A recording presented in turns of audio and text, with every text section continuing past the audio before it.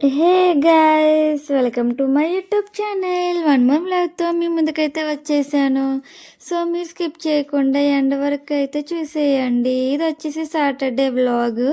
Morning నుండి evening వరకు ఎలా స్పెండ్ చేశాను అనేది మీతో అయితే షేర్ చేసుకుంటున్నాను. సాటర్డే కాబట్టి మా హస్బెండ్ అయితే మార్నింగ్ షిఫ్ట్ వెళ్ళారు. ఎందుకంటే ఈవినింగ్ నాతో టైం స్పెండ్ చేయొచ్చు కదా. ఎలాగో వీక్ మొత్తం కూడా ఆయన ఆఫ్టర్నూన్ షిఫ్ట్ వెళ్తారు కాబట్టి అతనితో టైం స్పెండ్ చేయడం అవ్వదు.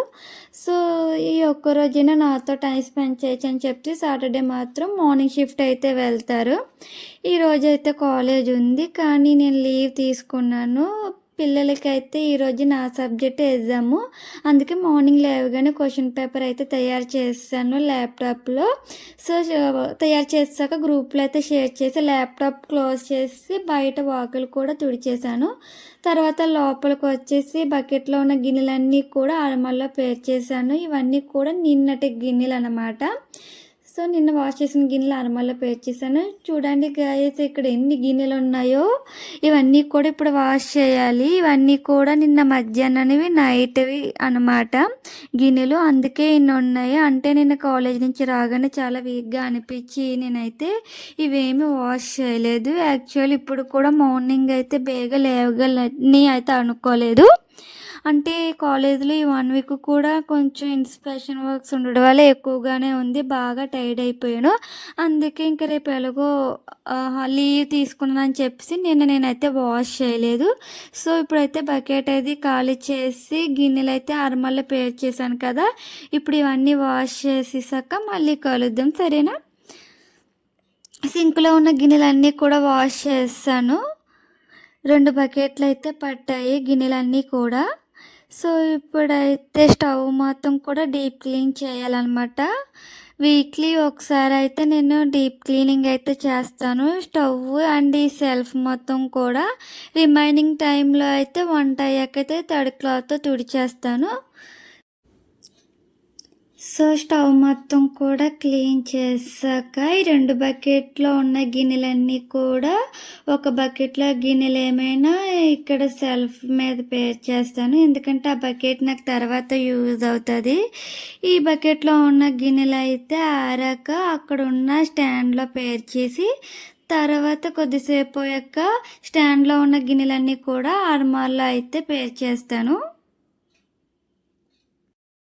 సో నేనైతే చెప్పులు కూడా వాష్ చేసి అక్కడ పెట్టాను నీట్గా. అదేవిధంగా బయట వాకిలు కూడా వాష్ చేసేసాను, చీపురుతో కడిగేసాను వాకిలు మొత్తం కూడా. ఇంటి ముందు ముగ్గు పెట్టుకున్నాను, తులసి మొక్క దగ్గర కూడా ముగ్గు అయితే పెట్టుకున్నాను. నేను బయట చీపురుతో కడుక్కున్న తర్వాత స్టిక్తో అయితే ఒత్తుతాను అనమాట. డైరెక్ట్గా చీపురుతో కడిగేసిన వెంటనే ముగ్గు అయితే పెట్టిను. స్టిక్తో ఒత్తిన తర్వాత ముగ్గు అయితే పెడతాను. ఎందుకనంటే ఒకవేళ నేను చీపురుతో కడిగినంటే ముగ్గు పెట్టాను అనుకోండి, బేగా ఆరుదులు పట్టు ఇటు తిరుగుతారు, మట్టేస్తారు. అందుకే కష్టమైనా సరే స్టిక్తో ఒత్తుకున్న తర్వాతనే ముగ్గు అయితే పెడతాను. సో లోపలికి వచ్చేసి ఒక బకెట్లో ఉన్న గిన్నెలు అలాగే ఉంచేసి ఇంకో బకెట్లో ఉన్న గిన్నెలు అయితే సెల్ఫ్ పైన పేర్చేసాను. దానికన్నా ముందు స్టవ్, సెల్ఫ్, సింక్ అంతా కూడా నీట్గా కడిగేసుకున్నాను. కిచెన్ సెక్షన్ అయితే కంప్లీట్ అయిపోయింది. ఇప్పుడు వచ్చేసి హాల్, బెడ్రూమ్ ఈ 2 అయితే మనం క్లీన్ చేయాలి. నేను యాక్చువల్ అయితే రెస్ట్ తీసుకుందామని చెప్పేసి ఈరోజైతే లీవ్ అయితే తీసుకున్నాను.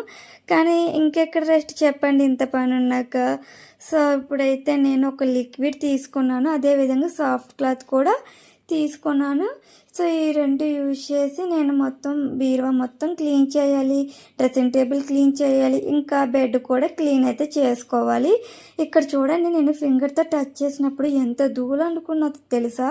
మీకు వీడియోలో కనిపిస్తుందో లేదో తెలియదు కానీ చాలా ధూళి అయితే అంటుకుంటుంది. 3 డేస్కి ఒక్కసారైనా క్లీన్ చేసుకోవాలి, లేకపోతే చాలా కష్టం అన్నమాట. ఎక్కువ ధూళి అయితే పెట్టేస్తుంది. ఇంట్లో వస్తువులు ఉన్నప్పుడు శుభ్రం చేసుకోవాల్సిన రెస్పాన్సిబిలిటీ అయితే మనదే కదా.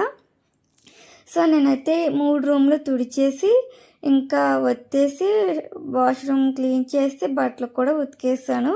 సో వెంటనే ఆరబెట్టిన అనమాట. వాటర్ది ఇంకిన తర్వాత మేడ మీద అయితే ఆరబెడతాను. సో కర్రీస్ కూడా కుక్ అయితే చేసేసుకున్నాను. సో ఏం వండానన్నది నేను లంచ్ చేసేటప్పుడు షేర్ అయితే చేసుకుంటాను మీతో. సో ఒక పొయ్యి మీద అన్నం పెట్టాను, ఇంకో పొయ్యి మీద స్నానం చేయడానికి వేడి నీళ్ళు అయితే పెట్టేశాను. సో ఈలోపు మేడ మీదకి వెళ్ళి బట్టలన్నీ కూడా ఆరబెట్టేసాను. చూడండి ఈ చివరి నుంచి ఆ చివరి వరకు అయితే తాడు పట్టేసింది. అలా 2 తాళ్ళ మీద ఆరబెట్టాను. అన్ని బట్టలు ఉతికాను అనమాట ఒక్క రోజులో. చాలా కష్టంగా అనిపిస్తుంది ఇంత పని ఒక రోజులో చేయాలి అంటే, కానీ ఏం చేస్తాం, తప్పదు కదా. ఆడవాళ్ళకి ఏది తప్పినా ఇంట్లో పని మాత్రం తప్పదు. సో ఫ్రెష్ అయిపోయాక దేవుడి సామాన్లు కూడా నేనైతే నీట్గా పీతాంబర పెట్టి తోమేసి కడిగేసాను. ఇంకా దేవుడి మూల కూడా క్లీన్ చేసేసుకొని కొత్త పేపర్స్ వేసేసాను. సో ఇంకా మా హస్బెండ్ కోసం అయితే వెయిట్ చేస్తున్నాను అనమాట. ఆయన ఎప్పుడు వస్తారనేసి. ఈలోపు నేను ఏం చేశానంటే, అలాగో ఖాళీగానే ఉన్నాను కదా, యూట్యూబ్లో వీడియోలు ఏమైనా అప్లోడ్ చేయాల్సి ఉంటే అవన్నీ ఎడిటింగ్ అది చేసుకున్నాను. సో 3:30 అలా అయింది ఆయన వచ్చే టైంకి. అతనైతే వచ్చారు. రాగానే నేనైతే డోర్ అయితే ఓపెన్ చేయను, లోపల నుంచి పిలుస్తాను. అప్పుడు ఆయన బయట పలికితేనే డోర్ అయితే ఓపెన్ చేస్తాను. ఎందుకంటే మన జాగ్రత్తలో మనం ఉండాలి, సేఫ్టీగానే ఉంటుంది ఇక్కడ. బట్ ఎందుకు మనం రిస్క్ తీసుకోవడం అని చెప్పేసి లోపల నుంచి నేను పిలుస్తాను. ఆయన పలికిన తర్వాతనే, ఒక్కొక్కసారి అతను పలికినా నేనైతే విండో ఓపెన్ చేసి చూసే తీస్తానమాట డోర్ అయితే. సో ఇంకైతే లంచ్ చేయడానికైతే మేమిద్దరం అయితే కూర్చున్నాము. ఆయన ముందు అదే నువ్వుపప్పు పచ్చడిని టమాటా కూర 2 అయితే పెట్టాను. బాగా అయితే తినేసాము. బాగా వచ్చాయి కర్రీస్ 2 కూడా. ఇంటి దగ్గర ఉంటే ఇలాగ 2 రకాలు చేసుకొని తినచ్చు. కాలేజీకి వెళ్తే మాత్రం ఈ విధంగా వండి పెట్టడం కష్టమే, కానీ ఇంటి దగ్గర అయితే ఉంటే మాత్రం నేను ఈ విధంగానే కష్టమైనా సరే 2 రకాలు చేస్తాను. అలా అయితే అతను ఇష్టంగా తింటారని, ఇంకేం కాదు. సో ఇంకా లంచ్ చేసాము. 3:30 అలా అయ్యిందనమాట. లంచ్ చేసేసి 4 o'clockకి పడుకొని 5:30కి అలా లెగిసి ఫ్రెష్ అయిపోయి రెడీ అయ్యి బయటకైతే వచ్చేసాము. వైజాగ్ వెళ్తున్నాము. ఎందుకనంటే జస్ట్ అలాగా తిరగడానికైతే కాదులేండి, అతని మొబైల్కి స్క్రీన్ గార్డ్ వేయించడానికి. అతనిది కొంచెం పెద్ద సెల్ అనమాట, శాంసంగ్ అనుకుంటా. సో అందువల్ల దానికి స్క్రీన్ గార్డు ఇక్కడెక్కడ దొరకదు అనమాట, వైజాగ్లోనే వెళ్ళి వేయించుకోవాలి. అందుకని వైజాగ్ వెళ్ళి స్క్రీన్ గార్డ్ అది వేయించుకొని, ఇంకా నా సెల్కి కూడా వేయించుకొని మొబైల్కి పౌచ్ అది వేయించుకున్నాము. రోడ్ అంతా కూడా చాలా ట్రాఫిక్ ఉంది, సాటర్డే కదా. 1 hour దాటిసింది సిటీలోకి వెళ్ళినప్పటికైతే. మా హస్బెండ్ వెళ్ళే స్పీడ్కి అయితే ఇంకా ఫాస్ట్గా వెళ్ళిపోవాలి యాక్చువల్లీ. సో ఇంకా మేము ఏం చేసామంటే డిన్నర్ అయితే బయటే చేసేసాము. అక్కడ సాయిరామ్ అని హోటల్ అయితే ఉంటుంది, చిన్న రెస్టారెంట్. అది చూడడానికి ఏమి అంత రిచ్గా అనిపించలేదు, కానీ ఫుడ్ అయితే ఎక్సలెంట్గా ఉంది, చాలా బాగుందనమాట. ఎవరైనా ట్రై చేయండి. ఖజానా జ్యువెలరీ షాప్ దగ్గర అయితే ఉంటుంది. 3 కప్పుల్లో 1 కప్పులో బిర్యానీ ఇచ్చారు, 1 కప్పులో పెరుగు ఇచ్చారు, ఇంకో కప్పులో పప్పు ఇచ్చారనమాట. మినీ మీల్స్ అంట. నాకైతే ఏంటి మినీ మీల్స్ సరిపోవు అనుకున్నాను, కానీ తిన్నాకైతే చాలా హెవీగా అనిపించింది. ఇంకా డిన్నర్ చేసాక ఇంక ఇంటికి వెళ్ళకుండా మేము బీచ్కి వెళ్ళి కొద్దిసేపు టైం అయితే స్పెండ్ చేద్దాం అనేసి అనుకున్నాం. కానీ బీచ్కి వెళ్ళాక తెలిసింది అక్కడ వైజాగ్ ఉత్సవాలు ఏవో అవుతున్నాయి అన్నమాట. ఫుల్గా అన్ని రకాలు ఉన్నాయి అక్కడ. సో అక్కడ నుండి టిఫిన్ చేసాక ఇక్కడ బీచ్లో వైజాగ్ ఉత్సవాలు అయితే జరుగుతున్నాయి. 24th నుంచి 31st లాస్ట్ డేట్. ఈరోజే లాస్ట్ అంట. మాకైతే మేము మామూలుగా బీచ్లో ఒక 5 minutes 10 minutes కూర్చొని వెళ్దామని వెళ్ళాము, కానీ అక్కడ బీచ్ సైడ్ వెళ్ళగానే వైజాగ్ ఉత్సవాలు అయితే కనిపించాయి. అలా ఒక 1/2 hour అయితే టైం అయితే స్పెండ్ చేసాం. అలా అన్నీ చూసుకుంటూ అలా నడుచుకుంటూ వెళ్ళాము. చాలా చాలా ఐటమ్స్ అయితే ఉన్నాయి అక్కడ. తినడానికి కూడా ఫుడ్ ఐటమ్స్ చాలా ఉన్నాయి. ఇంకా పిల్లలకి ఆడుకోవడానికి కూడా చాలావి అక్కడ పెట్టారు. ఇలాంటి వాటికి వచ్చినప్పుడు అలా టైం అయితే తెలీదు. ఇంకా లేడీస్కి కావాల్సిన ఇయర్ రింగ్స్, స్టిక్కర్స్, బ్యాంగిల్స్ కూడా ఉన్నాయి చాలానే. బట్ నేనైతే ఏమీ తీసుకోలేదు, కానీ 3 చున్నీలు అయితే తీసుకున్నాను అక్కడ. ఈచ్ చున్నీ వచ్చేసి 50 rupees అయితే తీసుకున్నారు. అలాగే అక్కడ స్టేజ్ పర్ఫార్మెన్సెస్ కూడా జరిగాయి. అంటే మాళవిక సింగర్ అయితే వచ్చారు. సో చాలాసేపు మంచి మంచి సాంగ్స్, బాగా హిట్ అయిన సాంగ్స్ అయితే పాడుతూ ఉన్నారు. నిజంగా నాకు వీళ్ళని చూసినప్పుడు వీళ్ళదే హ్యాపీ లైఫ్ అన్న ఫీలింగ్ కలుగుతుంది. అంటే వాళ్ళకి నచ్చిన పని వాళ్ళు చేస్తున్నారు.